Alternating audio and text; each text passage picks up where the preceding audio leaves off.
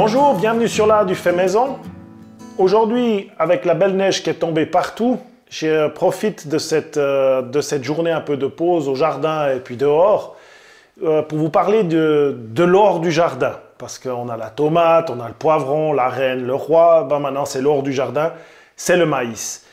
Pour nous, le maïs, on en a toujours un petit peu planté, maïs sucré. On a, comme tout le monde, un petit peu eu ça dans le jardin. Et il y a quelques années, je suis tombé sur quelqu'un sur YouTube qui plantait des maïs un peu différents. C'était donc aux États-Unis. Et puis c'est là où j'ai commencé un petit peu à me renseigner sur ce qu'était vraiment le maïs. Et je suis tombé amoureux de cette incroyable graminée qui est un petit peu mal connue en Europe, en tout cas des jardiniers amateurs, parce qu'il y a vraiment des tas de choses qu'on peut faire avec, qu'on parfois on met de côté. Ce monsieur que j'avais vu sur Internet, c'était Anthony Boutard. Il a écrit ce livre incroyable sur le maïs. Malheureusement, il n'est pas édité en français, il n'est qu'en anglais. Et suite à ce livre, j'ai découvert des trucs incroyables sur le maïs, probablement déjà à ses origines, donc on savait que ça venait des Amériques. Mais il faut imaginer que c'est une graminée qui était adaptée de la plantation jusqu'à l'Alaska, jusqu'en bas à Terre de Feu, à toutes les altitudes, jusque vers 4000 mètres, à toutes les latitudes. Donc elle était adaptée à l'équateur, donc ça veut dire à 12-12 tous les jours, 12 heures de lumière, 12 heures de nuit, aux tropiques, à la chaleur, au plus frais. Enfin, l'ingéniosité des gens qui cultivaient cette graminée, elle était telle que lorsque les colons ont débarqué, il y avait des milliers de variétés de maïs partout dans les Amériques qui en font probablement une des plantes les plus cultivées et les plus diversifiées sur le monde. L'autre chose qui était incroyable avec le maïs, c'est que comme le céréal, donc comme tous les céréales, etc., c'est quelque chose qu'on peut cultiver à grande échelle, mais le maïs a cet avantage que finalement, pour planter, il ne faut pas nécessairement beaucoup de mécanisation.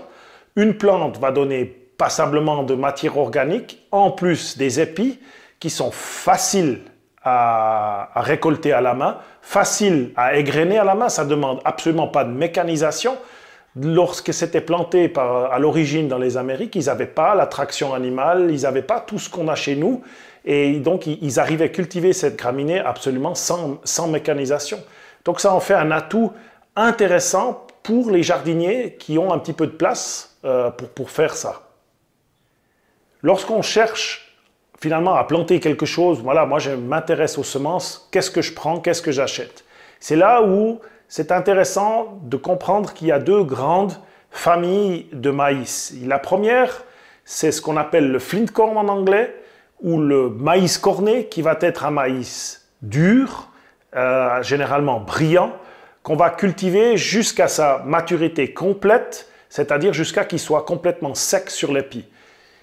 Alors, l'autre variété, c'est la variété à dents, ou le dencorn en anglais.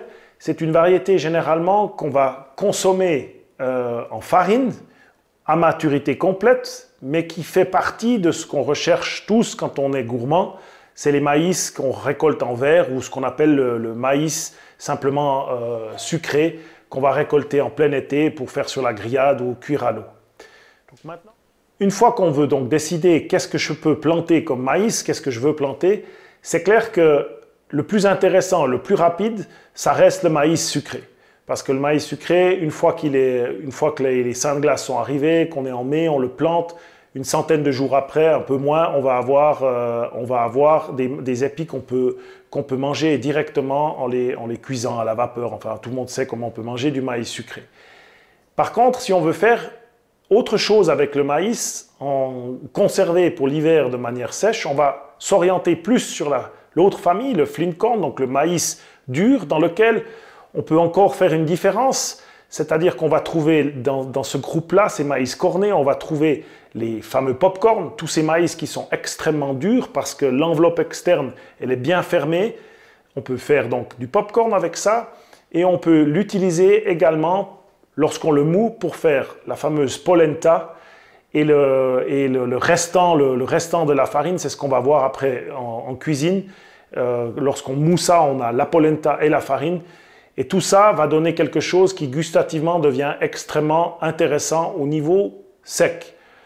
Si vous utilisez en cuisine les maïs à dents, c'est-à-dire la famille des maïs sucrés, si on peut expliquer ça comme ça, une fois que ce maïs est sec, le grain tout fripé, tout minuscule va donner quelque chose, ça sera une farine pas très goûteuse, vous ne pourrez pas faire grand-chose en farine, en cuisine avec, ça va vous donner une papoche si vous essayez de faire de la polenta avec, c'est plus destiné à une consommation animale une fois qu'il est sec. Donc voilà, moi, le grand intérêt, c'est qu'on s'est dit, mais comment on peut faire cette polenta? Comment on peut diriger notre culture vers quelque chose qu'on peut consommer l'hiver? Et c'est là le grand intérêt de ce livre où j'ai commencé à me renseigner sur ce fameux maïs dur, donc le maïs corné. Donc ce maïs, à la grande différence de l'autre, donc le maïs corné va concentrer toutes les protéines à l'extérieur, il va faire peu d'amidon, donc il aura finalement nettement moins de farine et plus de parties dures, c'est ce qui le rend si intéressant, c'est pour ça qu'on peut en faire de la polenta, alors que le maïs à dents va contenir beaucoup plus d'amidon, beaucoup plus de farine, et c'est ça qui le rend intéressant en verre, mais peu en cuisine pour l'hiver. Une fois qu'on a donc décidé plus ou moins ce qu'on voulait faire avec notre maïs, c'est clair qu'on ne peut pas passer à côté de se dire « moi, je veux absolument du maïs sucré ». Alors, ce qu'il faut bien comprendre dans le maïs, c'est que sur un jardin comme on a ici, sur la surface des 1000 m² qu'on a là autour de la maison, c'est difficile de faire pousser deux variétés de maïs en même temps, parce qu'on va se retrouver avec une floraison similaire les deux, et bien évidemment, il y a un croisement et on va perdre déjà la semence, et deux, on ne va pas avoir le résultat escompté en bout de course. Donc, pour faire ça, il faut un petit peu tricher. Moi, nous nous sommes orientés sur une petite variété de popcorn qui donne une excellente aussi polenta. C'est un maïs Hopi, c'est des maïs qui sont très petits, ils vont faire 60 cm, ils poussent très vite, ils viennent très vite mûrs. Et ça, c'est comme ils sont de cette taille, je peux facilement les faire pousser sous serre.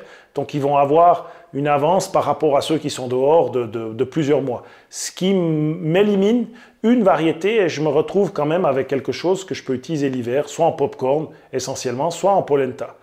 L'autre chose que j'ai fait, c'est que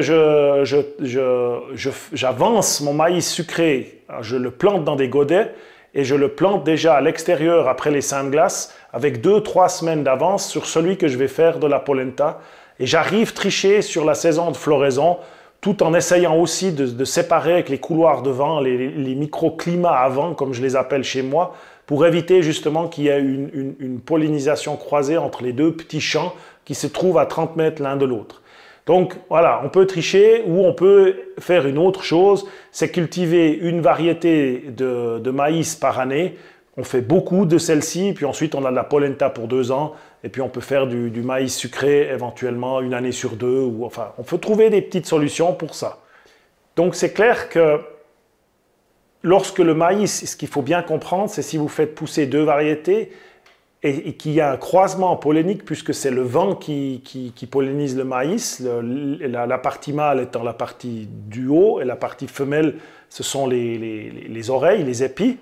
Au moment où vous avez un croisement, vous n'aurez pas le résultat escompté, même au niveau du maïs sucré, que vous n'allez pas jusqu'à la graine. Vous aurez déjà un maïs sucré qui n'aura finalement pas le goût que vous escomptez avoir, parce que la fécondation n'aura pas été faite juste. Donc, ce n'est pas à prendre à la légère. La deuxième chose, c'est clair que si vous êtes à côté des grands champs de maïs, soit vous avez une belle haie pour vous protéger, parce que finalement, c'est clair que la majorité de la fécondation se passe très proche, mais voilà, avec des grands vents, vous pourriez avoir jusqu'à, en tout cas, je crois, j'avais lu dans les littératures, jusqu'à 1 kilomètre, vous avez des croisements polléniques dans vos maïs. Donc, ça, c'est quand même à prendre en compte dans des pays où vous êtes au milieu des champs de maïs. Vous avez cette difficulté supplémentaire pour cultiver votre propre maïs. Peut-être pour commencer, si vous n'avez jamais mis de maïs dans vos jardins, moi je partirais plutôt sur une variété de maïs sucré, parce que finalement, on est peu tributaire de l'automne, de ce qui va se passer chez nous. Le maïs sucré, donc c'est clair, ça ne supporte pas le froid, donc ça sera de toute manière mis en terre après les seins de glace. Et puis, dans les maïs sucrés, il y a encore le combat, finalement, qu'est-ce que je vais acheter comme semence. Dans le commerce, on trouve principalement de la semence F1, en tout cas pratiquement partout, parce qu'ils font partie de ces fameuses variétés qu'ils appellent super sucrées, et extra sucrées. Et ces variétés sont souvent des hybrides F1. Alors, ce n'est pas négatif, ce n'est pas un polluant, etc. C'est juste que vous ne pouvez pas garder la semence. Si vous aimeriez vous orienter vers une semence reproductible, alors à ce moment-là, généralement, on tombe sur une semence on tombe souvent sous la variété Bantam. Alors, maintenant, vous avez deux problèmes avec le maïs sucré. Vous avez, disons, le premier, c'est son goût. Et la seconde, c'est la période dans laquelle vous aurez la fenêtre de période pendant laquelle vous pourrez le récolter pour qu'il soit en laitance et qu'il soit bon.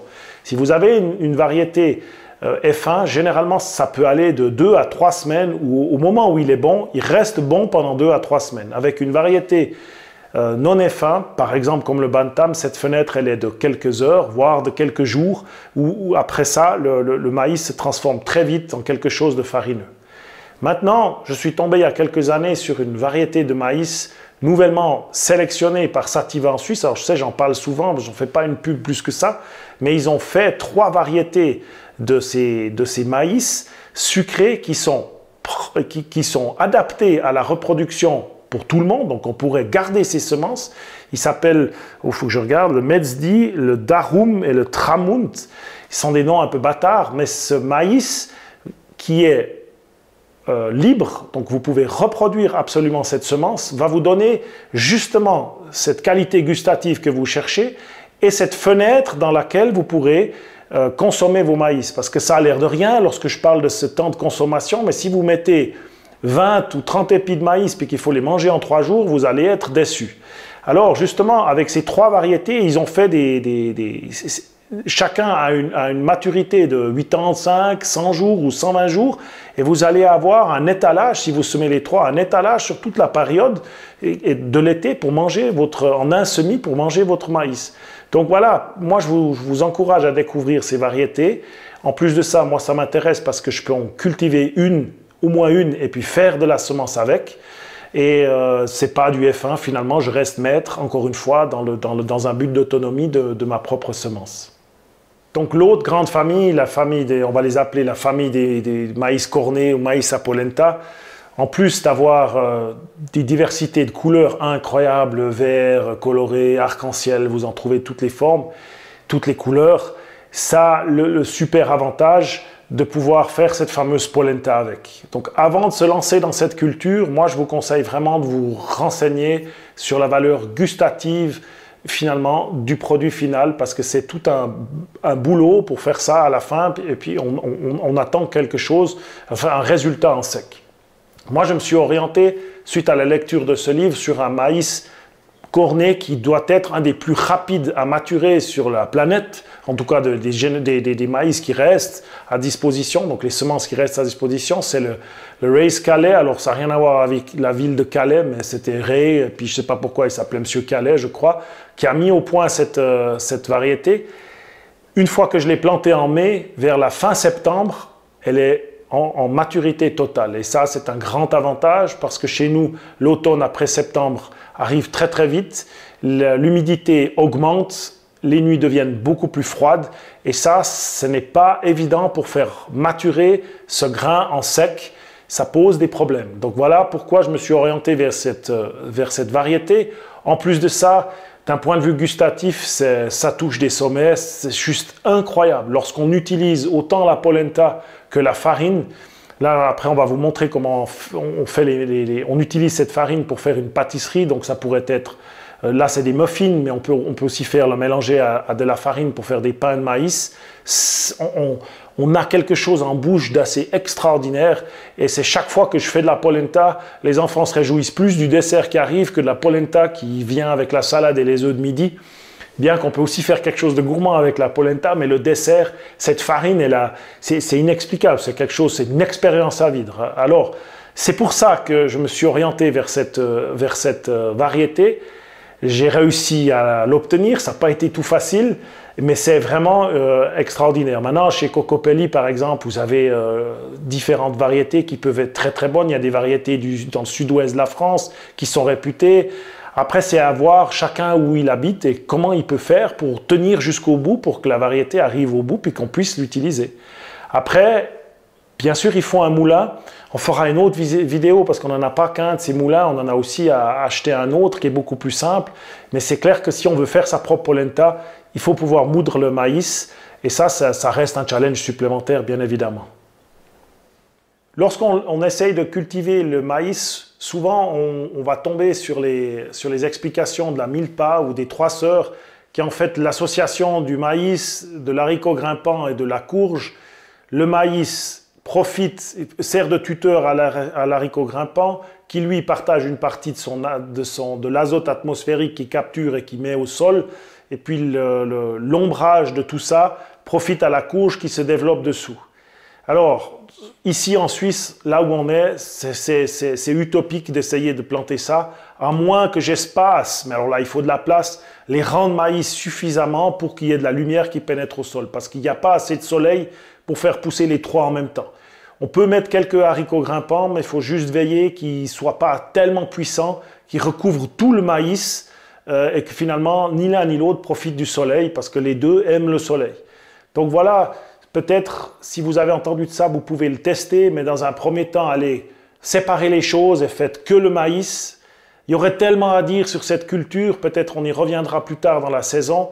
Moi, je vous encourage franchement à tester ça, parce que vous allez adorer ce maïs et si vous avez des enfants, alors ils vont trop aimer ça, l'été, cette petite cuisson à l'eau avec un petit peu de beurre, du sel, wow, c'est tellement bon.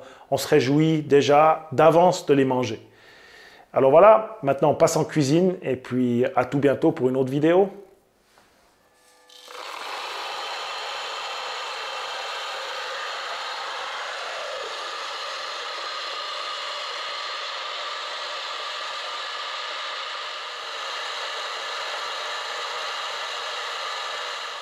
La première chose à faire, une fois que le grain il est passé dans le moulin, c'est de séparer, d'enlever le son qu'il y a, donc l'enveloppe externe du maïs, avec un tamis assez grossier. Ça, c'est très rapide. On passe vite dans le premier tamis. Ça a peu d'intérêt, à part pour le compost ou les poules. Donc voilà, ça, on va l'enlever.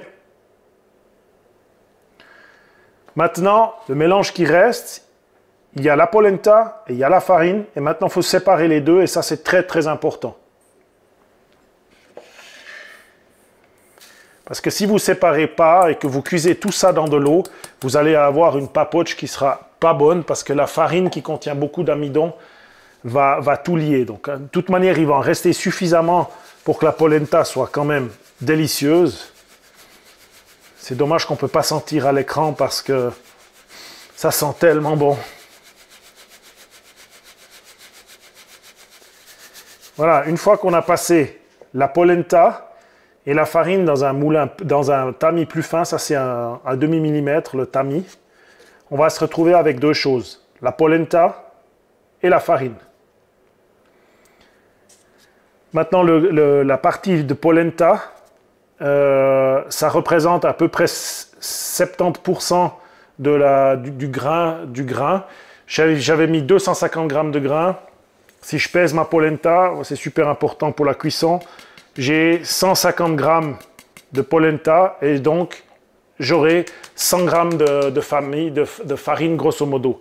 Avec ça, on va l'utiliser pour faire les muffins et ça, on va l'utiliser pour faire la polenta. Souvent, la polenta, quand elle est faite comme ça, on a l'impression qu'il faut la cuire des heures. C'est probable avec certaines variétés de maïs, notamment ceux qui font pousser dans le Piémont ou dans le Tessin ou dans les Grisons. Chez nous, ils ont des maïs qu'il faut cuire longtemps. Cette variété, c'est 10 minutes, pratiquement sans surveillance. C'est incroyable, c'est facile à faire. Ensuite, vous pouvez la rendre goûteuse avec du beurre, épicer quelque chose. Enfin, il y a 1000 manières. À vous de laisser aller votre imagination. Quelque chose de génial à faire avec la polenta, vu qu'elle contient quand même de l'amidon, c'est son petit secret.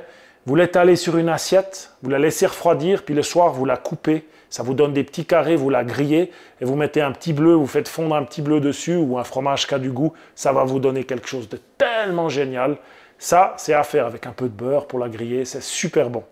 J'ai mis 4 fois si j'ai 150 grammes de polenta, j'ai mis 600 grammes d'eau. Une fois que ça bouge, je mets dedans. Je sale avec notre bouillon, justement, un petit peu. Et puis, je vais laisser cuire ça, frémir pendant 10 minutes, en brassant peut-être 2 fois, pour pas que ça colle au fond. Et puis, elle sera déjà prête. Pendant que la polenta cuit, on va faire des muffins. C'est très simple, la recette. Je commence par 2 œufs, le sucre, bien faire blanchir le tout. Donc une fois que j'ai mis les 2 œufs, les 100 g de sucre, une pincée de sel, je vais mettre un yogourt nature.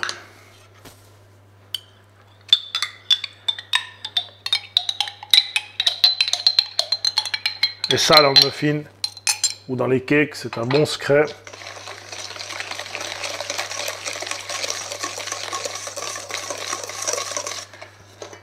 Ensuite, les 100 g de farine, les 100 g de farine de maïs avec un tout petit peu, peut-être 120 g de farine de blé.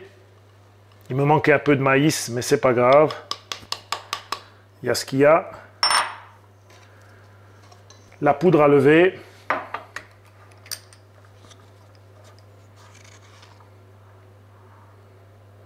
Bout de sachet, quoi. Ça, je suis pas expert pour les quantités, c'est ce qu'il faut. Les 90 g de beurre.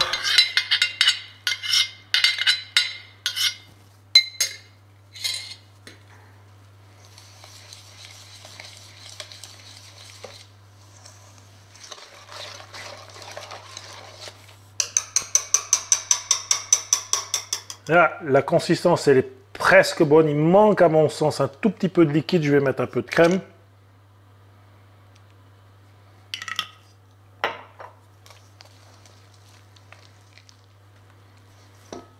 Une fois à ce stade, on peut rajouter quelques fruits. Alors le must, c'est les framboises de mettre avec. J'ai essayé passablement. On n'a plus que des mûres. On va mettre des mûres. Maintenant, si vous rajoutez des fruits, il faut peut-être un tout petit peu rajouter de sucre, bien évidemment. Sinon, ça va être un tout petit peu plus acidulé. Après, c'est chacun son goût. Moi, je rajoute des fois, si tout d'un coup, il y a beaucoup de fruits qui tombent, je vais rajouter une pointe de sucre. Mais c'est là, ils sont prêts à aller au four. Ils sont parfaits. La consistance est parfaite.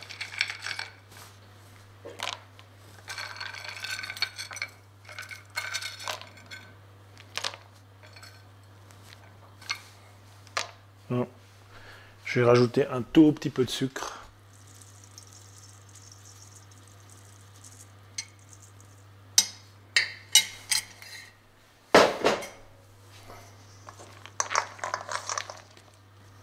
Voilà.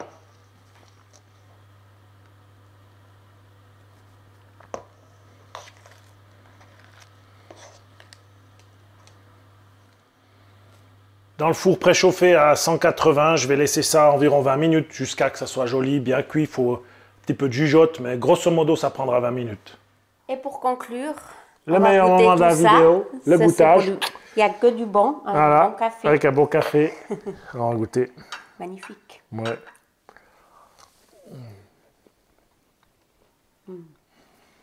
Ça n'a rien à voir. Ça n'a rien à voir avec la farine, ça. On sent le sucré du maïs. Hein, son arôme, c'est fantastique. À essayer vraiment, soit en cake, soit en muffin, c'est top. Je vous le recommande vraiment. Ah, ça, c'est succulent. Ouais, c'est bon.